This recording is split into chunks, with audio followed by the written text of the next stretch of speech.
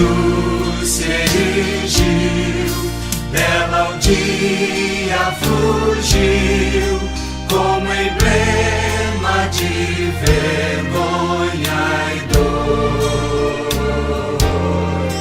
Mas contempla essa cruz, porque nela Jesus deu a vida por mim, pecador. Sim, eu amo a mensagem da cruz. Até morrer eu a vou proclamar. Levarei eu também minha cruz, até por uma coroa trocar. Desde a glória dos céus, o Cordeiro de Deus ao Calvário humilhante baixou. Essa cruz tem pra mim atrativo sem fim, porque nela Jesus me salvou. Sim, eu amo a mensagem da cruz. Até morrer eu a vou proclamar. Levarei eu também minha cruz, até por uma coroa trocar. Nessa cruz padeceu e por mim já morreu, meu Jesus, para dar-me perdão. E eu me alegro na cruz, dela vem graça e luz para minha santificação.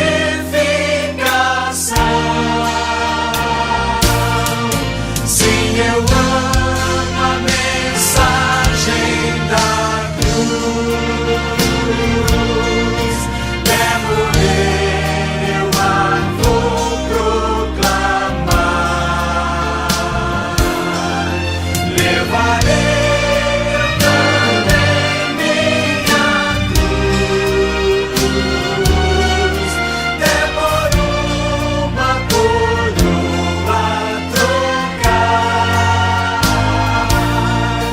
Eu aqui com Jesus, a vergonha da cruz, quero sempre levar e sofrer. Cristo vem me buscar e com Ele no lar uma parte da glória hei de ter. Sim, eu amo a mensagem da cruz. Até morrer eu a vou proclamar. Levarei eu também minha cruz, até por uma coroa trocar.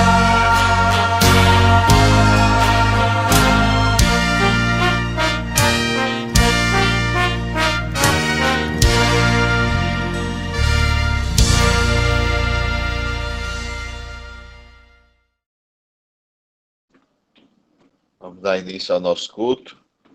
Vou Amém. pedir licença aos irmãos que eu vou iniciar o culto, aí vou sair, que eu vou me deslocar do local, aí depois eu entro novamente. Certíssimo.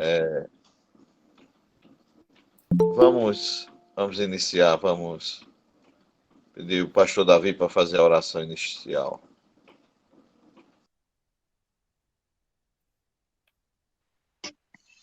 Amém. Vamos orar, meus irmãos. Maravilhoso Deus, nós queremos te render graças, Senhor, porque mais um dia o Senhor nos deu, dia cheio de bênçãos para nós, dia cheio de livramentos, sobretudo aqueles que nem imaginamos, mas o Senhor cuidou de nós, conduziu as nossas vidas e nos ajudou em todo instante. Queremos pedir a Deus que o Senhor nos ajude nessa noite, como tem sempre feito, na compreensão da tua palavra, que ela venha nortear os nossos corações, modificar aquilo que precisa ser modificado em nós, nos ensinar naquilo que precisamos aprender ainda mais. E para que isso aconteça, é necessário que o Senhor tome em tuas mãos a vida do pastor Saul e para que assim ele seja um instrumento abençoador para o teu povo. Nós queremos te agradecer também, Senhor Deus, por todos os irmãos que já estão aqui locados. Queremos pedir que o Senhor nessa noite receba também toda a nossa atenção e adoração e incline os teus ouvidos às nossas orações, pois oramos assim, agradecidos em nome de Jesus. Amém. Vamos ouvir um hino.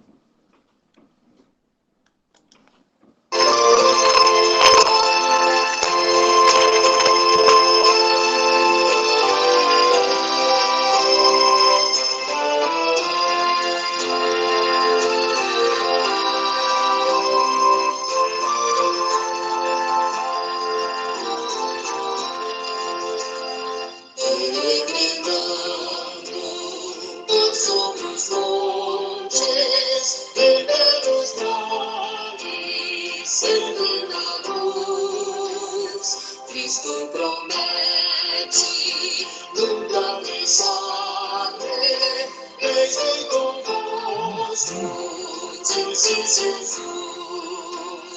Brilho celeste,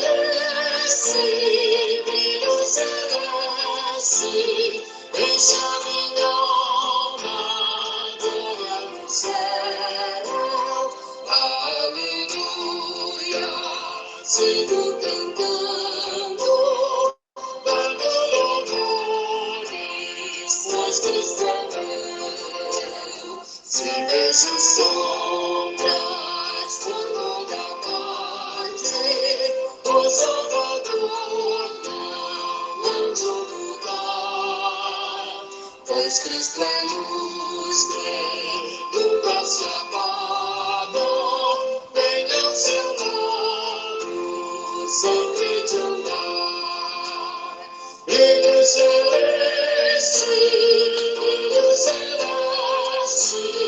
deixa minha alma glória no céu. Aleluia, sigo cantando, dando louvores, pois Cristo é meu.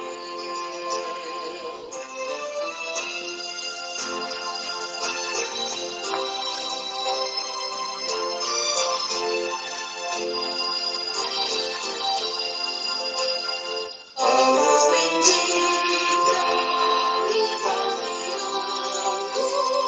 em meu caminho vai de mais perto, seguindo o mestre, glorioso na salvação. Brilho celeste,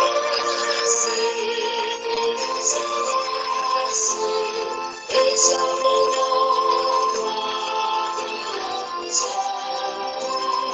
Aleluia, sigo cantando, dando louvores, pois Cristo é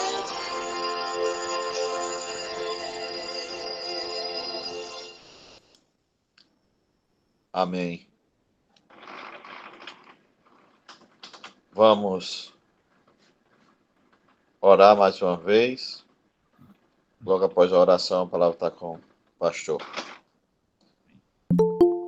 Pai amado, nós te agradecemos, Senhor, que estarmos reunido com os irmãos, ó Pai, nesta noite. Nós te agradecemos por cada vida aqui, por cada lar representado. Tu possas, Senhor, falar através do teu servo aquilo que nós estamos necessitando ouvir. Vem nos exortar, vem nos corrigir, ó Pai amado, que tu possas fazer em nós todo o teu querer. Cada dia mais nós venhamos a esquecer do nosso próprio eu e buscar a tua vontade. É isso que nós te pedimos, já te agradecemos, no nome santo do teu Filho amado, Jesus Cristo. Amém. A palavra está com o pastor Saulo. Amém, irmãos. Boa noite. Eu vi que a Amanda levantou a mão. Deseja, Amanda, falar alguma coisa? Não, pastor, foi só para dar boa noite mesmo. Muito Obrigada, bem. pastor. Muito bem. Eu queria saber dos irmãos se está aparecendo na tela o esboço do estudo. Está aparecendo, irmãos, na tela? Pastor, a tela está boa. Ótimo. Muito bem. Queridos, depois de um período de ausência, nós estamos retornando, ainda com alguma dificuldade na voz, mas já estamos retornando à nossa série de estudos a respeito do breve catecismo. E hoje nós vamos estudar um assunto de muita relevância para nós, enquanto igreja, e enquanto brasileiros também, uma vez que nós estamos inseridos no nosso país, que é um país eminentemente idólatra. É lamentável essa constatação, mas é a realidade. O tema de hoje é politeísmo e idolatria no Brasil. O texto é Atos dos Apóstolos,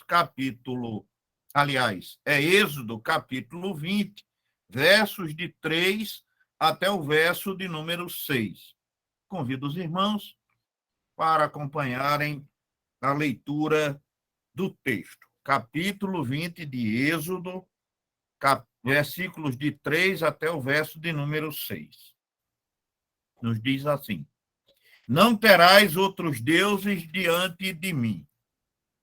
Não farás para ti imagem de escultura, nem semelhança alguma do que há em cima nos céus, nem embaixo na terra, nem nas águas debaixo da terra. Não as adorarás, nem lhes dará culto, porque eu sou o Senhor teu Deus, Deus zeloso, que visito a iniquidade dos pais nos filhos, até a terceira e quarta geração daqueles que me aborrecem, e faço misericórdia até 1000 gerações daqueles que me amam e guardam os meus mandamentos. Irmãos, hoje nós vamos estudar o segundo mandamento. E antes de iniciarmos o nosso estudo propriamente dito, nós vamos orar mais uma vez.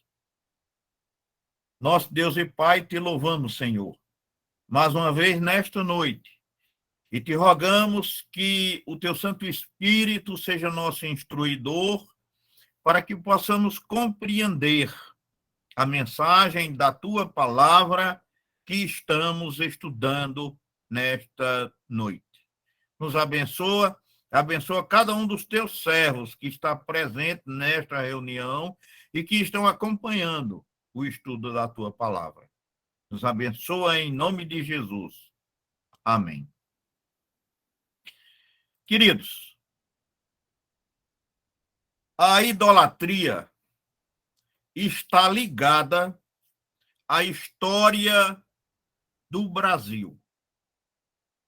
Inseparavelmente, a nossa história está entrelaçada com esta praga que chamamos de idolatria.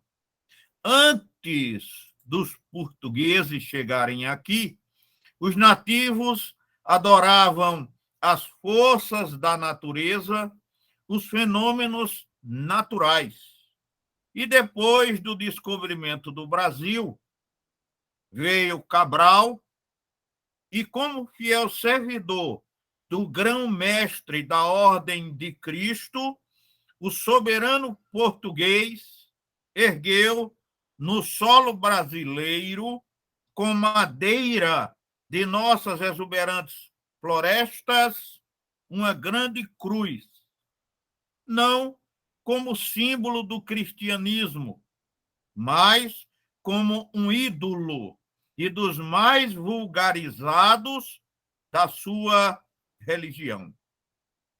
E, imaginando não a cruz erguida nas terras conquistadas, mas a futura colônia genuflexa aos pés do ícone, chamou a nova conquista de Ilha de Vera Cruz. Mudaram-lhe o nome depois para Terra de Santa Cruz.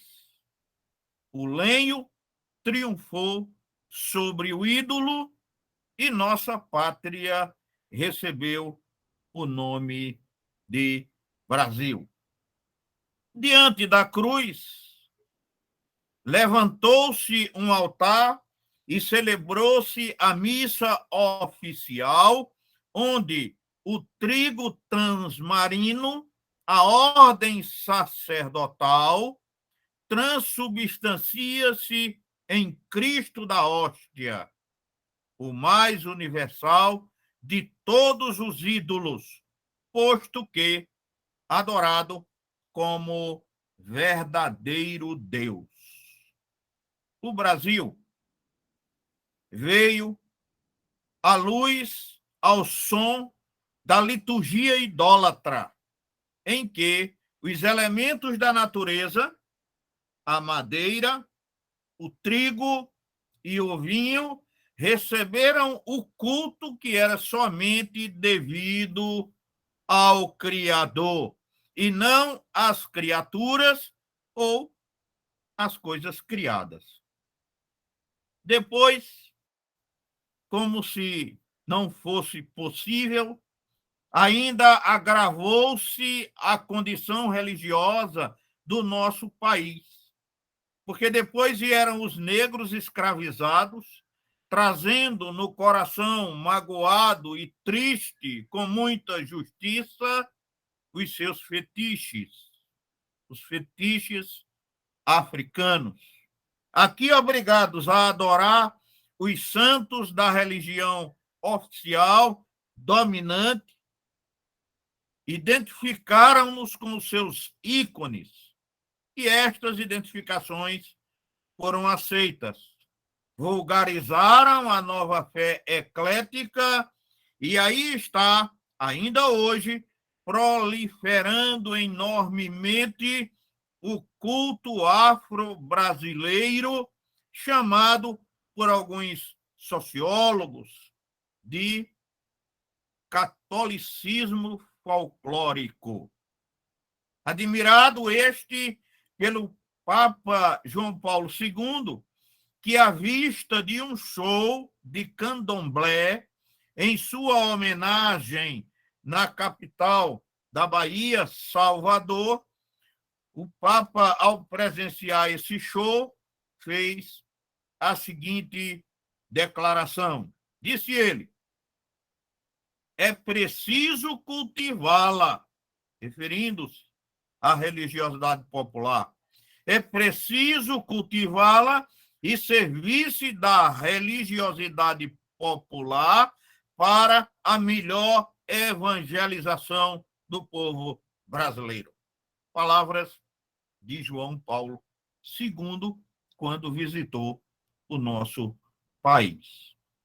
Realmente, a Igreja Católica Romana contribuiu para a criação da religiosidade popular do Brasil e a cultiva ou serve-se dela, como diz o seu líder mor, para se manter hegemônica e controlar as decisões políticas. Pois bem, toda a idolatria que nós temos hoje vieram ao nosso país pelas mãos dos portugueses, além da nossa ignorância, quando os índios ainda adoravam as forças da natureza. Pois bem, irmãos, o primeiro mandamento é muito claro e é muito simples. Nós já o estudamos em estudo anterior. No último estudo que fizemos a respeito do breve catecismo, nós estudamos o primeiro mandamento, que é: há somente um Deus. Tudo mais foi criado por ele. Aliás, isso já está em Gênesis, no capítulo 1 e no verso de número 1. No primeiro versículo da Bíblia, já começa dizendo que há um Deus poderoso que criou todas as coisas. Ele provou a sua supremacia ao julgar Faraó e os deuses egípcios. O julgamento de Deus não foi só contra o rei ou contra as pessoas do Egito, mas foi especificamente contra os deuses egípcios, para que o povo de Israel entendesse que aqueles deuses não passavam de fetiches. Nós podemos ver isso claramente em Êxodo capítulo 9, verso 14, capítulo 12, verso 12, capítulo 15, verso de número 11. Por isso mesmo, a nossa obrigação e louvor é prestar absoluta obediência e nosso amor somente a Ele, que é o único Deus.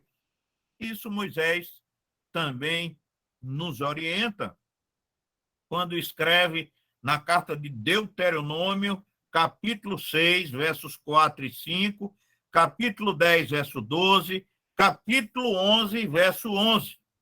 Esse tema nós já estudamos na lição passada. O segundo mandamento proíbe confeccionar e adorar imagem de escultura, ídolo ou qualquer representação divina. Amados, isso é tão importante que eu vou repetir. O segundo mandamento proíbe-nos de confeccionar e adorar imagem de escultura, ídolo ou qualquer representação divina. Deus é o Criador do céu, da terra e da água e não deve ser confundido com suas criaturas.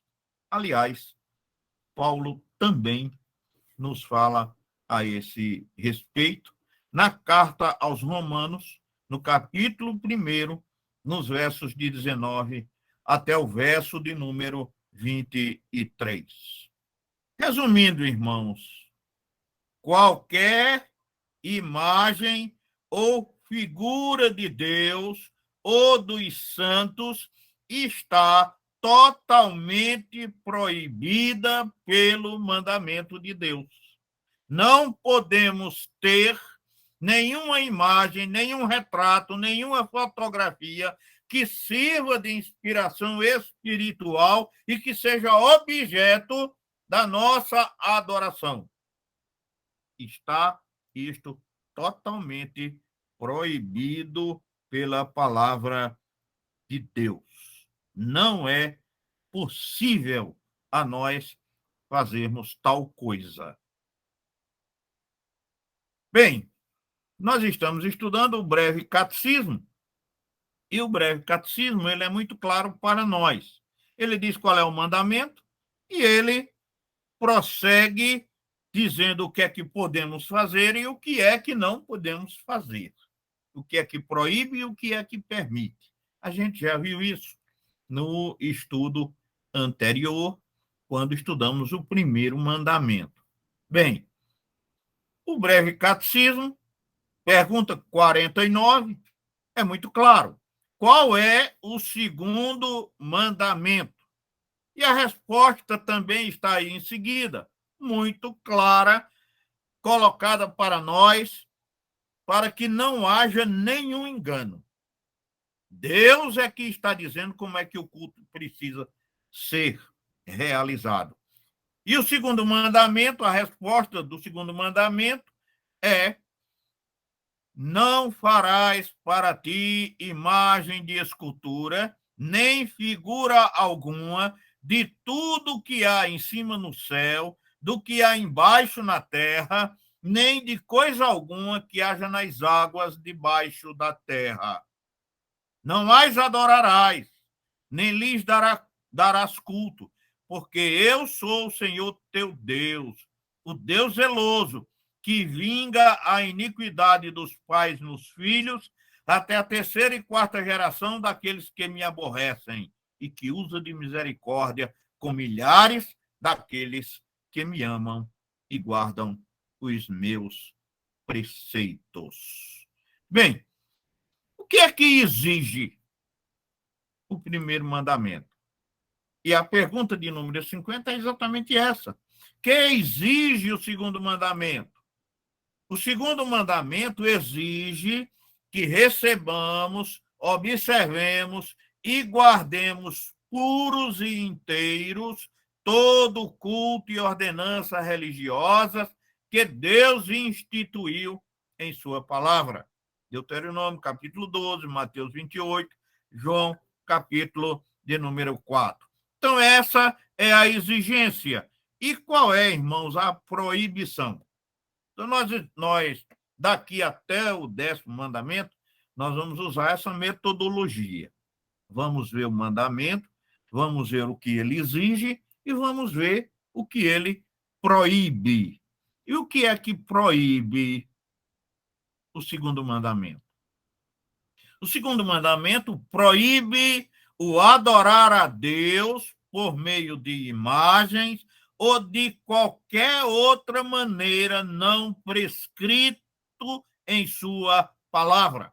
Romanos, capítulo 1, versos 22 e 23, 2 Reis, capítulo 18, versos 3 e 4, entre tantas outras citações que nós poderíamos trazer aqui.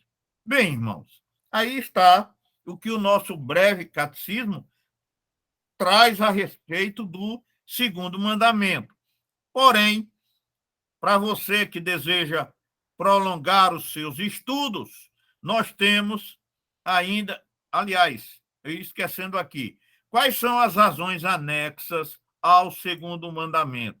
As razões anexas ao segundo mandamento são a soberania de Deus sobre nós e a sua propriedade em nós e o zelo que ele tem pelo seu culto. Nós temos aí, novamente, uma série de citações que você tem aí no seu breve catecismo, que, repito, pode ser baixado do site da Secretaria Executiva da Igreja Presbiteriana do Brasil. Todos os manuais você tem como baixar de lá. Bem, para que nós possamos ampliar o nosso estudo, claro que aqui eu não vou arguir a respeito dos outros símbolos de fé, mas quero dar aí para que você que deseja continuar estudando esse assunto possa ver também as perguntas 107, 108, 109 do Catecismo Maior e ainda o capítulo 21 do culto religioso e do domingo, os itens 1, 2, 4, 5 e 6 da nossa Confissão de Fé de Westminster. E é claro, irmãos, que há muitas outras confissões que você também poderia e pode estudar. Há outras confissões reformadas que também trazem esse mesmo conceito. Existe até uma publicação bem interessante que ele mostra, num link só, ele mostra o que diz cada confissão sobre o mesmo assunto. Então, você tem uma oportunidade de ter tudo isso junto, né? Mas aqui, nesse estudo, nós estamos abordando apenas o breve catecismo e o que está ligado a ele, que é a confissão de fé e o catecismo maior. Vamos aos destaques do texto básico. O modo de cultuar a Deus está prescrito. O modo de cultuar a Deus dos versos 3 ao verso de número 6. O modo de culto devido ao único e soberano Senhor proíbe toda e qualquer tentativa de representá-lo ou caracterizá-lo pelo uso de qualquer coisa criada. A questão nunca foi a de inibir a expressão artística, mas sim de proibir totalmente a idolatria e o falso culto. A violação afetaria seriamente a geração futura, porque o Senhor exigia devoção absoluta, ou seja, ele é um Deus zeloso, que cuida da relação dele com o homem. Êxodo capítulo 34, verso 14, Deuteronômio capítulo 4, versos 24 até o capítulo 5, verso 9, trata dessa questão. A adoração de representações feitas por homens significava nada menos que o ódio ao Deus verdadeiro. E Deus não poderia e não pode permitir que nada, nenhuma coisa, assuma o seu lugar. Nada. Nenhuma coisa criada pode assumir o lugar de Deus. A influência do ensino prático, verso 5, 6. Moisés ensina que os filhos não são punidos pelos pecados dos pais, conforme Deuteronômio, capítulo 24, verso 16. Ezequiel, capítulo 18, versos 19 a 32.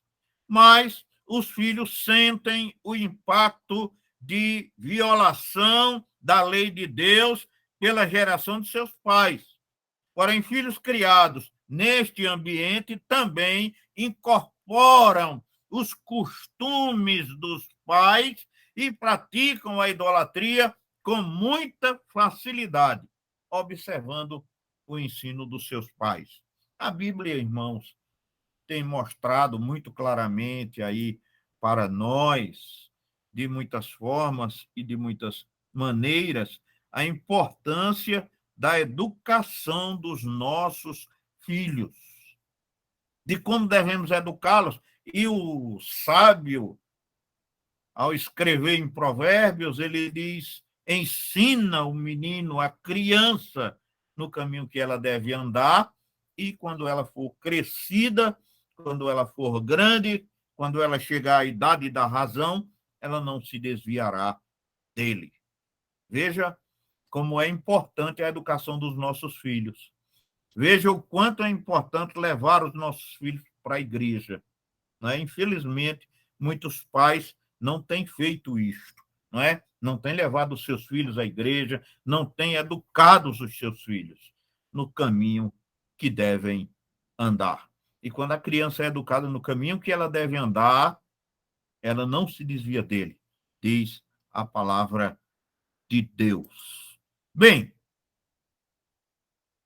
a idolatria, esse é o terceiro ponto do nosso estudo, que é o aspecto doutrinário, a idolatria da religião dominante, o politeísmo e a idolatria da Igreja Católica é o que nós queremos abordar com os irmãos agora, nesse instante.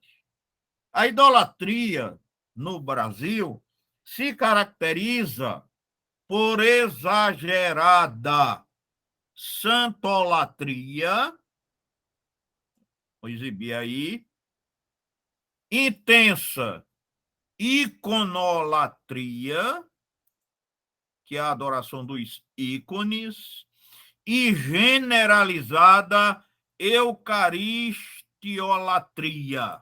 São tudo palavras novas. Não sei nem se eu criei algumas delas, né? Pois bem, santolatria é a adoração de santos. Iconolatria é a adoração dos ícones. Citei alguns aí. E eucaristiolatria é a adoração da hóstia, que, segundo a Igreja Católica, é Jesus Cristo em corpo e alma. Jesus Cristo está literalmente na hóstia. Bem, vamos analisar estes aspectos um a um para que a gente possa ter uma visão do que ensina a igreja dominante em nosso país, que é a Igreja Católica Apostólica Romana. Primeiro, vamos tratar da santolatria. Não sei nem se essa palavra existe, viu? Mas acredito que sim. Se não existir, passou a existir agora. Não é? Que é a adoração de santos, que é pecado, que é idolatria. Constatamos com tristeza que o Brasil é santólatra. Cada fiel do catolicismo romano ou do catolicismo folclórico, que vamos esclarecer o que é mais adiante, tem seu santo de devoção, tem seu intercessor guia. Cada estado, cada cidade cultua seu padroeiro ou padroeira. O país, o Brasil, numa infeliz decisão, impôs a todos os brasileiros, católicos, não católicos e acatólicos, o culto oficial à Senhora Aparecida, o que é totalmente estranho num Estado que se diz laico, como se diz o nosso país. O nosso país, sendo um Estado laico, jamais poderia aprovar um feriado e um dia dedicado a um santo ou a qualquer igreja, porque ele é um Estado laico. A religião precisa funcionar à parte. E aí eu pergunto, nós somos realmente um Estado laico? Certamente não somos, não é? Pois bem, a Lei 6.802, de 30 de junho de 1980, estabelece, agora eu vou citar a lei, é declarado feriado nacional o dia 12 de outubro para culto público oficial a Nossa Senhora Aparecida, padroeira do Brasil. Fecha aspas. Esse é o texto da lei. Lei 6.802. Fica estabelecido culto oficial à Senhora Aparecida o dia 12 de outubro de cada ano. Nunca se viram tantas infelicidades em tão poucas palavras. Analisemos, irmãos. Culto oficial. É o culto que o Brasil deve prestar como instituição política, econômica e social. E sendo brasileiros, nós, por força legal, somos obrigados a cultuar a Senhora Aparecida. A igreja evangélica que mantiver empregados em construções, por exemplo, ou qualquer outro trabalho, no dia do culto oficial, tem que paralisar suas atividades e com o dinheiro, o dízimo dos fiéis, entregues a Deus, custear o repouso aparecidano. Além desta violação, toda nação suspende suas múltiplas atividades vitais num país pobre, carente, subdesenvolvido, com incalculáveis prejuízos públicos e privados. Somam-se ao que se perde os gastos oficiais para a realização do culto oficial em todos os segmentos políticos da sociedade brasileira. Sem dúvida, irmãos, isto é uma vergonha para uma democracia onde o Estado se diz laico. A mariolatria é a religião do Estado da República Federativa do Brasil. Onde está o Estado laico? Não no Brasil. O culto a Maria é manifestamente antibíblico. Mas o culto ao ídolo do Rio Paraíba é pior ainda. Não é propriamente a Senhora Aparecida que as massas e todos aqueles que estão envolvidos com esta igreja adoram. Cultuam seu ícone paraíbico, a santa imagem milagrosa que dizem ter encontrado no rio.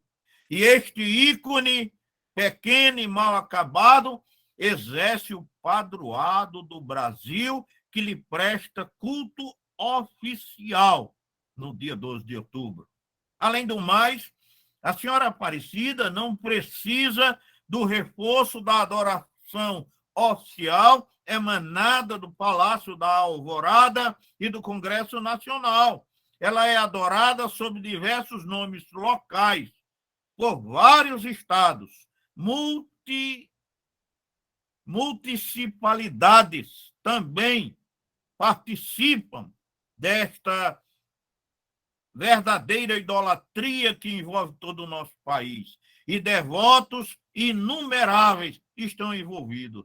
Adoram-se, entre outras, as senhoras de Lourdes, Senhora de Fátima, Senhora da Conceição, Senhora de Nazaré, Senhora do Socorro, Senhora da Glória, Senhora das Graças, Senhora da Penha, Senhora da Vitória, e ainda poderíamos continuar citando tantas outras senhoras que são adoradas e cultuadas no nosso país. Às vezes, dentro do mesmo santuário, algumas destas senhoras disputam a adoração dos fiéis. Maria é uma. Seus ídolos são muitos e diferentes em aspectos e diferentes em funções. O que se adora realmente, e não há como contestar, é a imagem, mais que ao santo. Fala-se muito em imagens milagrosas e pouco em Maria milagreira. Bem, essa é a condição do nosso país. E há muito ainda, irmãos, a citar-se aqui, e muito a mais que eu não vou citar, porque o tempo não é suficiente para isto.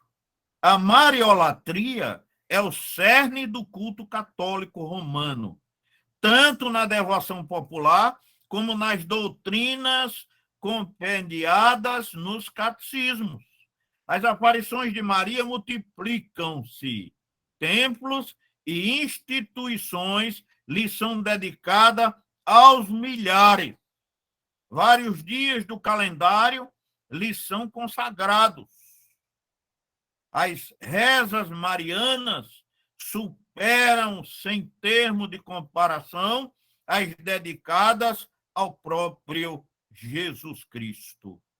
Os seus títulos de exaltação, incrivelmente superlativos, colocam-na em privilegiada vantagem sobre o Filho de Deus.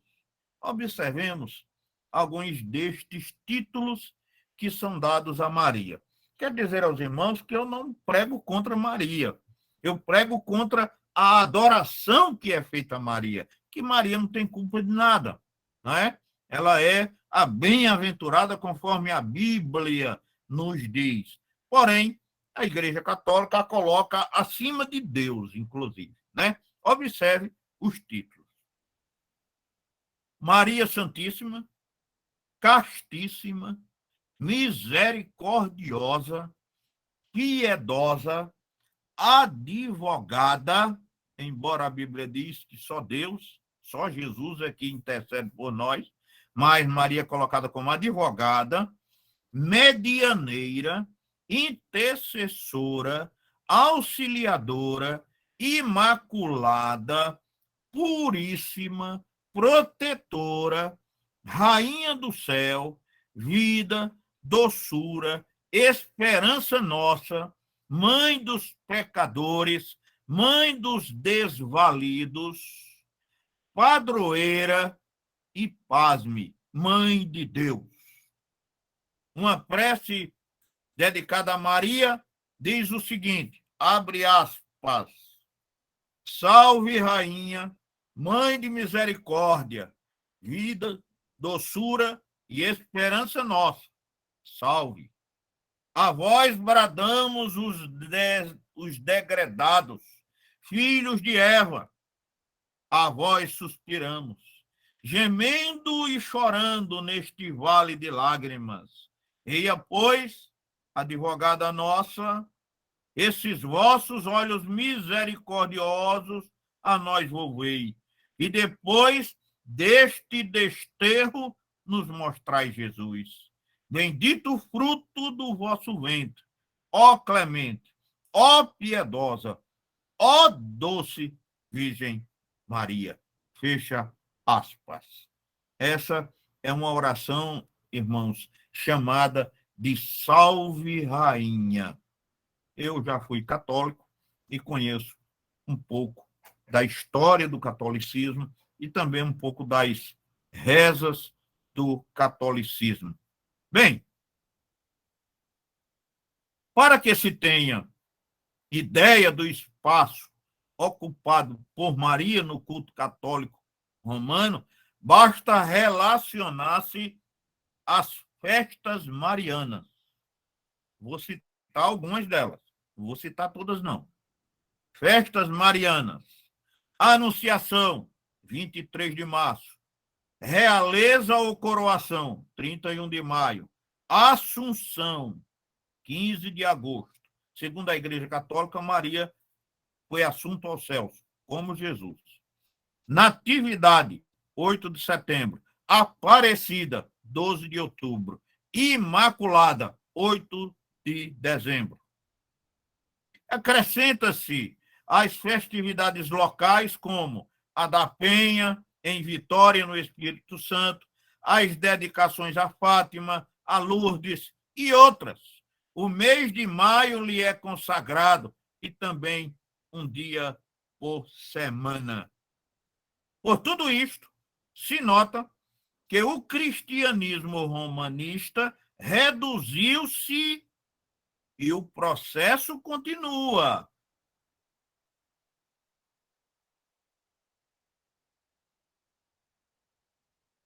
O processo não parou. O processo é contínuo. É o que chamamos de marianismo. Na devoção católica romana, primeiro, o mariocentrismo. Depois, os demais santos em suas representações icônicas, alguns deles muito populares, como, por exemplo, Dia de São José, 19 de março, Dia de Santo Antônio, 13 de junho, São João, 24 de junho, São Pedro, 29 de junho, todos os santos, 1º de novembro. Vejam que até um dia para nós tem, né? É o dia de todos os santos, não é possível que não estaríamos incluídos aí. Então, veja o quanto há de feriados e homenagem a diversos santos. Então, você vê que nessa hierarquização, primeiro Maria, depois os santos e depois Jesus Cristo. Estes são os principais de âmbito nacional. Alinha-se entre os regionais, na devoção popular também, São Jorge, São Cristóvão, São Judas Tadeu, São Benedito, Cosme e Damião, Santa Luzia, Santa Bárbara, Santa Rita de Cássia, e mais agora, para os brasileiros, a partir de 1980, o beatificado José de Anchieta, um dos resultados positivos, entre aspas, da visita de João Paulo II, que beatificou o chamado Santo Brasileiro. Pois bem, irmãos, o imenso beatério e a vasta santolatria nacionais são desafios à mensagem do Evangelho e ao cristocentrismo protestante, do iconolátrico, santolátrico e mariolátrico, canta a sereia ecumenista para antibiar os evangélicos. E muitos irmãos, alguns valorosos, submergiram-se. Conclui-se imediatamente que os imperativos do primeiro e segundo mandamento são mais necessários hoje do que nunca. É nesse meio todo em que o Senhor está dizendo: eu sou o único, somente a mim vocês devem adorar. Num só ano, o ano de 1980, o Brasil brindou o mundo com dois gigantescos espetáculos idolátricos: a beatificação do seu primeiro santo e a oficialização do culto à Senhora Aparecida. Pois bem, a vinda de João Paulo II no Brasil resultou neste agravamento. O primeiro, a beatificação de um santo brasileiro, para que o povo brasileiro pudesse adorar, e a oficialização do culto a Nossa Senhora Aparecida. Tudo isso ocorreu no ano de 1980. Bem, iconolatria, que é o segundo passo. Iconolatria. O Brasil adora oficialmente um ídolo pescado no Rio Paraíba, batizado com o nome de Nossa Senhora Aparecida. Maria, em pessoa, não apareceu. Pescaram-lhe a imagem Aparecida. O Brasil era uma nação de idólatras, agora é uma nação de idólatra também. Bem, as multidões, estimuladas pelo clero, genuflexa-se, ajoelha-se diante de inumeráveis imagens, osculando-lhe os pés, beijando-lhe os pés, pagando-lhes votos, fazendo-lhe promessa as mais descabidas e absurdas. A iconolatria, porém, não fica somente nas imagens. A cruz é um dos mais venerados ícones do Brasil. Encontramos-la nos túmulos para proteger os falecidos, nos altares, nas vestes litúrgicas, no rosário, nos cordões, nas plantadas nos lugares elevados, colinas e montanhas. Acendem-se-lhes velas e suplicam-lhes bênçãos. Ela é designada de Santa Cruz e possui uma reza especial. Sabia que tem uma reza especial para a cruz? Tem sim. E é a seguinte, vou transcrevê-la para os irmãos. Pelo sinal da Santa Cruz, livrai-nos, Deus, nosso Senhor, dos nossos inimigos. Em nome do Pai, do Filho e do Espírito Santo. Amém. Esta oração, irmãos, é feita traçando-se com o polegar direito uma cruz na testa para livrar dos maus pensamentos, outra na boca para livrar das más palavras, outra no peito para livrar das más intenções. E encerra-se traçando uma cruz grande, com a destra aberta na testa, no peito e ambos os ombros, para fechar o corpo todo contra as tentações. Eu vou gesticular aqui, irmão. Esta reza é feita você fazendo estes sinais, olha. Assim, aí assim, aí assim. Depois assim, assim, assim, assim. Certo? Pois bem, é um ídolo. Eu sei que tem evangélico que tem também uns ídolozinhos por aí, né? O castiçal, não é? Outra coisa ali, o cálice, não sei o quê, e aí vai, né? Os judaizantes, os crentes judaizantes também criam muitos ícones que a Bíblia condena. Pois bem, esta oração a qual estava me referindo, iconolátrica, é a mais popular no Brasil. E, segundo dizem, tem extraordinário poder exorcizante. O diabo morre de medo do sinal da cruz. Essa é a crença. Fica difícil, irmãos, para o evangélico protestante, no meio crucilátrico, separar o símbolo do ídolo. Por isso, muitas vezes, nós evitamos também esse ícone nas nossas igrejas. Bem, o escapulário, que é esse que você vê aí na tela, com as duas imagens, o coração de Jesus, que tem uma imagem de Cristo com o peito aberto, e outra imagem de Maria com a criança. Isso aí é o que chamamos de escapulário. O escapulário também é muito popular e consiste em 2 retângulos de pano marrom, medindo em média 8 por 5 centímetros, com o nome de Maria e ligados por 2 cadastros que o devoto coloca no pescoço sobre as vestes, ficando uma parte no peito e outra nas costas.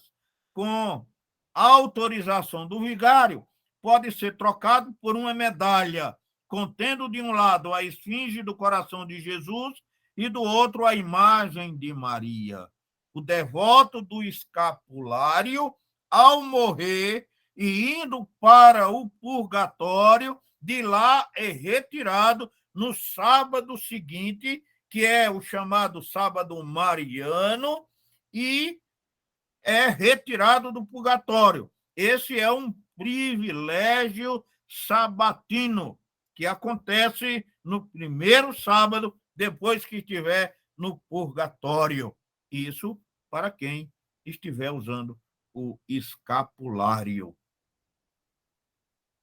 Eu sei que é muita informação, e que é muita informação que não está diretamente retirada da palavra do Senhor, mas é necessário que a gente conheça, e o próprio tema já está aí dizendo, né? Nós estamos discutindo a idolatria reinante em nosso país diante do mandamento de Deus, do segundo mandamento.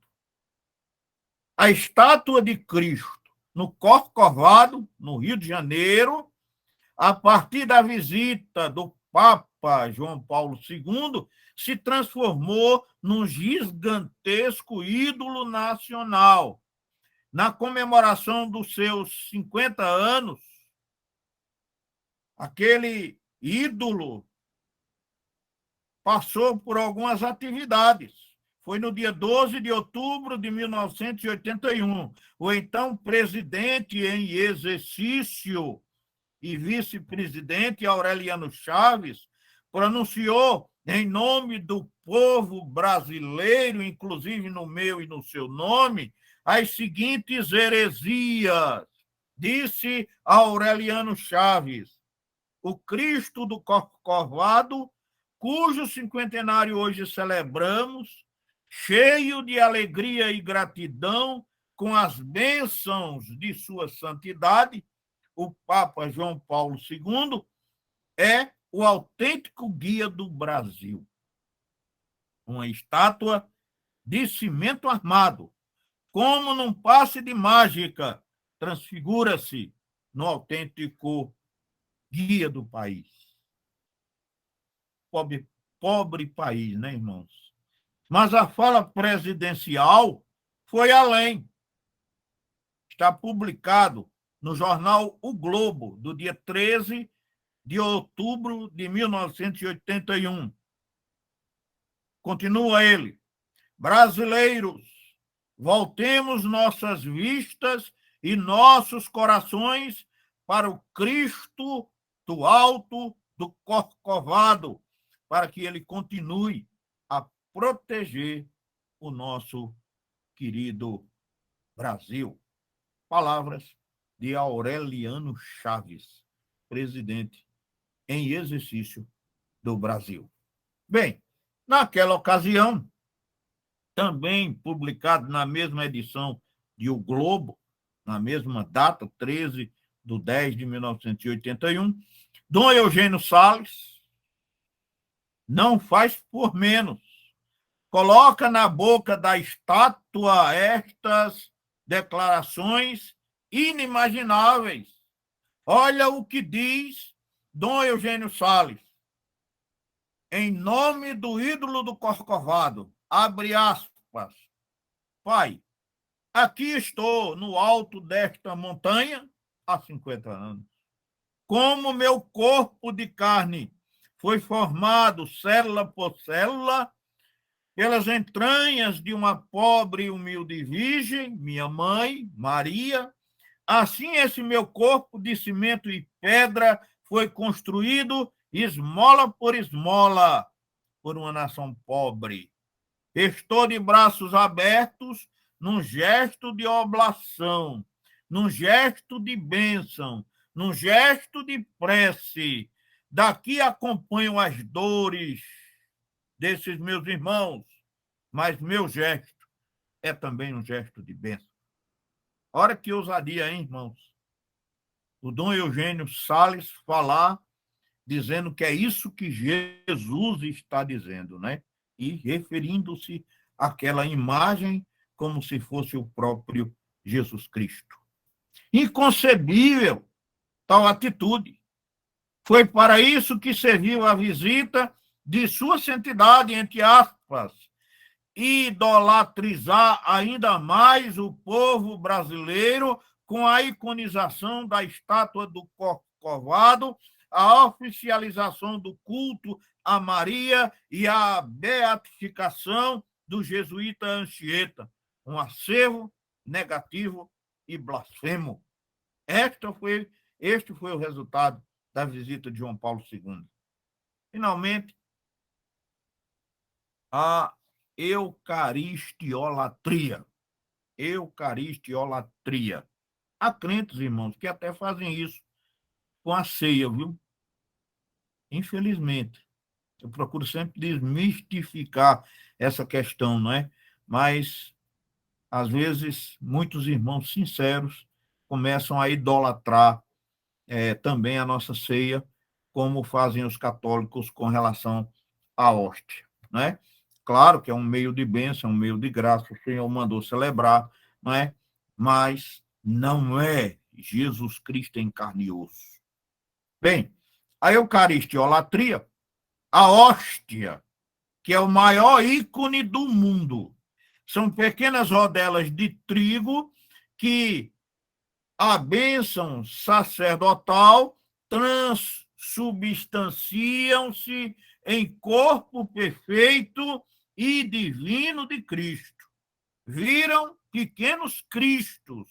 Quem as come, come sob os acidentes do pão e vinho o próprio Cristo. Quem as adora, adora o verdadeiro Filho de Deus. Na prática, presta-se-lhe culto latrêutico, o que é devido somente a Deus, com o nome de Santíssimo Sacramento ou somente e simplesmente Santíssimo. Veja o que diz o Catecismo Católico da editora Herder, São Paulo, a respeito da hóstia. Preste atenção o que ensina a Igreja Católica. Diz: a presença de Cristo perdura enquanto perdurarem as espécies do pão e do vinho. O Santíssimo Sacramento é tratado com especial reverência. As hóstias consagradas em vasos preciosos. Diante do Santíssimo Sacramento, fazemos a genuflexão, ou seja, ajoelha-se e adora. Perto do tabernáculo, arde a lâmpada do Santíssimo. Fecha aspas. Essas palavras são do Catecismo Católico.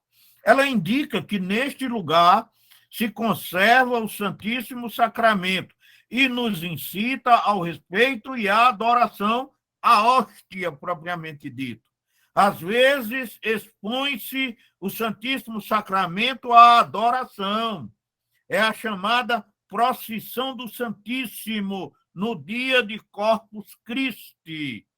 É suntuosíssima. A hóstia é levada em andores especiais ao som de rezas e cânticos. As genuflexões dos fiéis sucedem-se a curtos intervalos. Os sinos repicam, o foguetório estruge, porque tanto barulho é Cristo que está passando. Seus olhos iludem, parece pão, mas não é, é Cristo. E assim, incrível, adoram uma oblata de trigo que julgam ter virado Cristo real, vivo e verdadeiro. É, sem dúvida, uma grande blasfêmia. Irmãos, como se não bastasse, eu sei que a hora está elevada ali, mas eu vou terminar, tá certo? Como se não bastasse isso, né? Vem ainda um segundo ponto aqui, nesse último item a considerar, do aspecto doutrinário, que são os cultos afro-brasileiros. Se você acha que tudo isso que eu já falei é coisa grave, nós podemos agravar muito, muito, muito, muito, muito mais, que são os cultos afro-brasileiros, que, entrelaçando-se com a Igreja Católica, passou a chamar-se de catolicismo folclórico. Pois bem, vamos falar um pouquinho a esse respeito, não é? Vou citar muitos nomes aqui, vai ficar aí também na tela para que vocês possam ver e estudar esses ícones aí, quando vir esses nomes, terem uma ideia do que se trata, né? Bem, os negros escravizados, impedidos de adorar os deuses nativos pela religião oficial escravizadora, transferiram para os santos católicos romanos as virtudes e as funções e poderes dos seus fetiches. E assim foi nomeado uma série de santos afros que aparece aí na sua tela, não é? Então, Padre Eterno correspondia a Olorum ou Oxalá, Senhor do Bonfim, Obitala ou Orixala. E aí vai, eu não vou ler todos esses nomes, porque você tem eles aí. Então, o que aconteceu? Os negros africanos estavam aqui humilhados como escravos e não podiam adorar as suas divindades. E aí pegaram as divindades católicas, que está aí do lado esquerdo, Deus católico, e colocaram Deus africano. Então, eles diziam, quando adoramos o Pai Eterno, na verdade, nós estamos adorando Olorum ou Oxalá. E assim sucessivamente. E estes ícones também são muitas vezes adorados pelos católicos. E aí vai, Nossa Senhora de Lourdes, Araguará, e aí vai, irmão. Olha, são tantos nomes que, melhor dizendo, né, eu vou disponibilizar uma relação para os irmãos, para que os irmãos possam acompanhar, porque se nós formos citar aqui, nós vamos gastar o tempo todinho que já gastamos só para citar esses nomes de deuses africanos. Vou colocar alguns na tela. Vocês vão vendo aí, ó. Cada imagem dessa é um deus africano que foi comparado a um santo católico, para que eles pudessem adorar, manter a sua religião, fazendo-se passar por pessoas que adoravam os santos católicos. Pois bem, tudo isso ainda se conseguiu piorar. Os escravos sudaneses também trouxeram os seus orobás para a nossa cultura. Entre eles, podemos citar GG Nagô, e assim vai, irmãos. É uma série de santos que foram introduzidos na nossa cultura. Eu não vou citar todos para os irmãos, porque são muitos, mas quem se interessar, melhor dizendo, eu ia disponibilizar no grupo. Mas quem se interessar, me peça que eu mando o estudozinho bem completo para você, se você desejar evoluir no estudo dessa questão.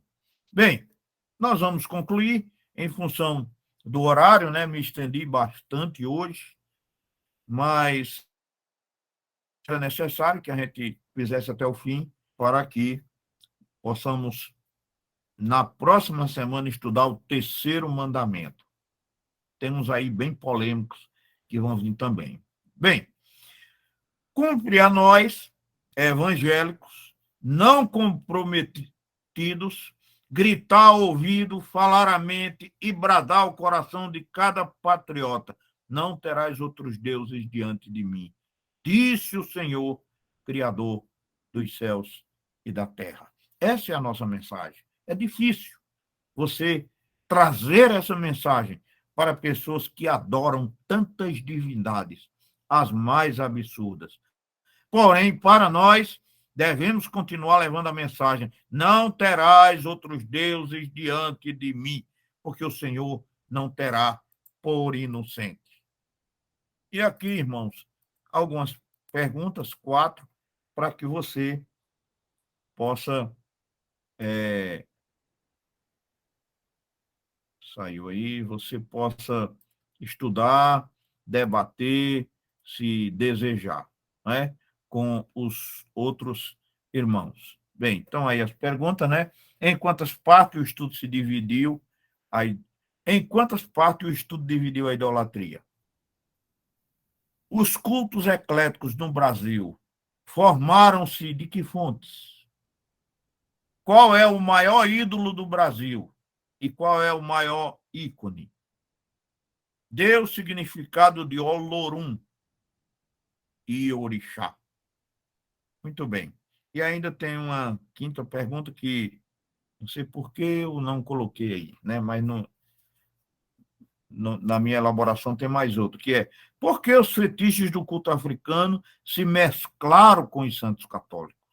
Por que é que os fetiches africanos se entrelaçaram com os cultos católicos e os santos católicos? Pois bem, irmãos, que Deus nos abençoe. A palavra está com Beguinha. Se alguém quiser perguntar alguma coisa, eu vou tentar responder. Se não, o pastor Davi está aí, que eu já vi, né? Evanilson também está aí. Então, os irmãos fiquem à vontade. A palavra está com Beguinha, se ninguém quiser perguntar alguma coisa. Deus nos abençoe.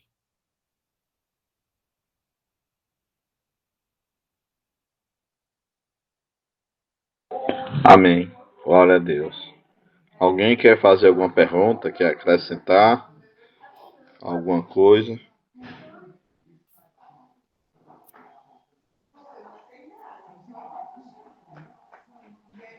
Se não, nós vamos. Na verdade, ficou muito bem claro, né? Muito bom, excelente, reverendo, o estudo. Só lembrando aí, eu acho que eu coloquei aí, aliás, eu coloquei aí, mas eu fiquei na dúvida, agora é bom dar uma conferida com relação ao Padre Cícero e também o Frei Damião, né?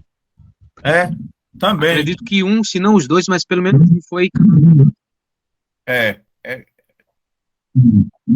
Aliás, tem processo de canonização, mas está canonizado ainda não. Ah, certo. Estão em processo de canonização. Frei Damião é mais fácil de passar. Agora tem umas perseguições que ele fez, que está citado lá no processo de beatificação, não sei, né? E Padre Cícero, não sei se os irmãos sabem, mas Padre Cícero foi excomungado pela Igreja Católica. Isso. Né? Foi excomungado. Então a igreja primeiro tem que restaurar ele para depois santificar.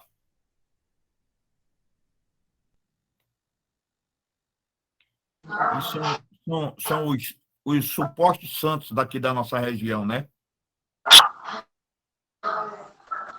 Amém.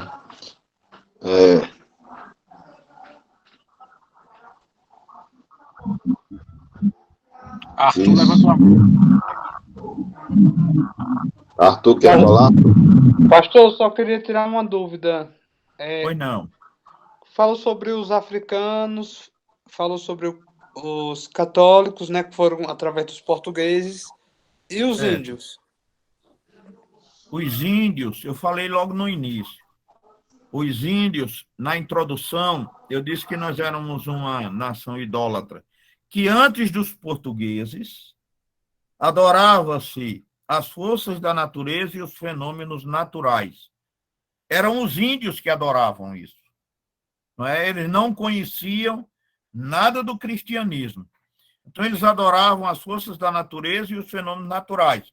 Portanto, mesmo sem conhecer o cristianismo, eles eram idólatras, porque eles adoravam as coisas criadas. Esse foi a primeira etapa da nossa idolatria brasileira, né? Era com os índios. Eles não conheciam nada do cristianismo, porque viviam aqui isolados.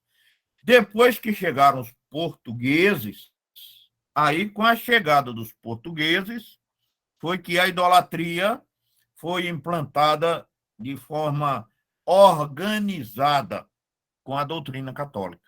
Mas antes já éramos idólatras com os índios, adorando as forças da natureza e os fenômenos naturais. Não sei se eu consegui responder, Arthur, o que você queria. Sim, respondeu, sim. Bem, amados, cabe a nós, como falou o pastor aí, né, divulgarmos e afirmarmos que, ao invés de procurar cisternas rotas, né, que secam, né, devemos procurar o manancial de água viva, que é o nosso Deus. Eles, né, os demais, para cada problema tem que ter um santo, né? O santo dos santos, né? Qualquer problema que nós tivermos, nós rogamos a ele, porque ele é o Todo-Poderoso que tudo pode. Ele não é especialista em um só assunto, né? Ele domina todas as coisas, porque ele tudo criou, né? E o pastor estava falando aí de tantas Marias, né? E eu me lembrei na minha casa, quando tinha mercearia, aí o pessoal começava a tomar, beber, aí quando ia-se embora, dizia, vamos embora, dona Geralda. Ela dizia assim, Nossa Senhora do Bom Parto te carregue, né? Aí os bebês já diziam assim, não tinha outra santa não, para o senhor mandar não, levar não, né? Mas para cada problema tem que ter um santo, tem que ter um especialista, né? No nosso caso, né? Nós temos um Deus que tudo criou, que tudo fez, que tudo está debaixo da sua mão. Vamos encerrar, vamos pedir a Fabrício para fazer a oração final, por gentileza, Fabrício. Oremos. Senhor, Deus e Pai, muito obrigado, Deus, por mais culto na Tua presença. Obrigado, Deus, por esse meio que o Senhor nos concede, que é de se reunir de forma remota. Que, Deus, o Senhor esteja cada vez mais, ó Pai, nos abençoando e que possamos, ó Deus, aprender mais de Ti, aprender mais do que as Tuas Santas Escrituras nos apontam. Ó Deus, que possamos viver aquilo que Tu nos ensina, Pai, e que possamos, ó Pai, buscar cada vez mais entender a Tua palavra. Nos ajuda, abençoa o professor da noite, que cada dia mais o Senhor esteja usando, que ele possa, Pai, falar aquilo que Tu queres e que possamos, ó Deus, aprender aquilo também que Tu queres. Fica conosco, nos dá uma noite em paz, de descanso. Acampa, ó Deus, os Teus anjos ao redor das nossas casas. Que nada de mal, ó Deus, nos aconteça. Abençoa também aqueles que não puderam estar presentes no culto online. Que o Senhor esteja também, ó Deus, os visitando. Fica conosco. Assim que eu te oro, te agradeço. Em nome do Teu Filho amado Jesus. Amém. Amém. Deus abençoe os irmãos. Amanhã Deus abençoe a todos.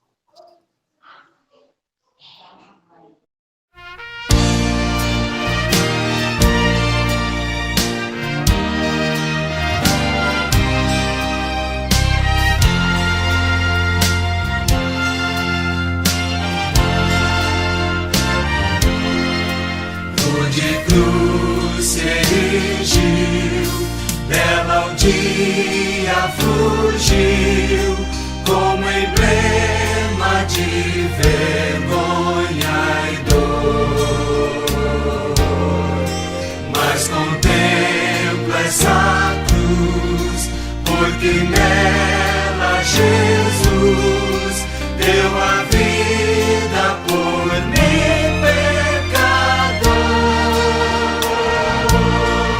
Sim, eu amo a mensagem da cruz. Até morrer eu a vou proclamar. Levarei eu também minha cruz, até por uma coroa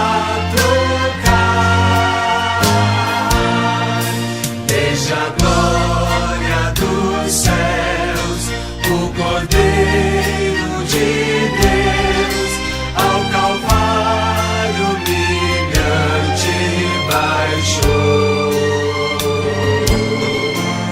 Essa cruz tem pra mim atrativo sem fim, porque nela Jesus me salvou. Sim, eu amo a mensagem da cruz, até morrer eu a vou proclamar. Levarei eu também minha cruz, até por uma coroa essa cruz padeceu e por mim já morreu, meu Jesus, para dar-me perdão.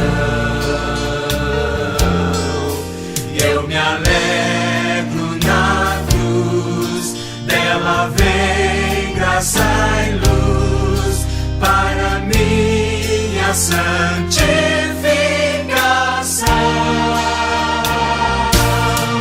Sim, eu amo a mensagem da cruz.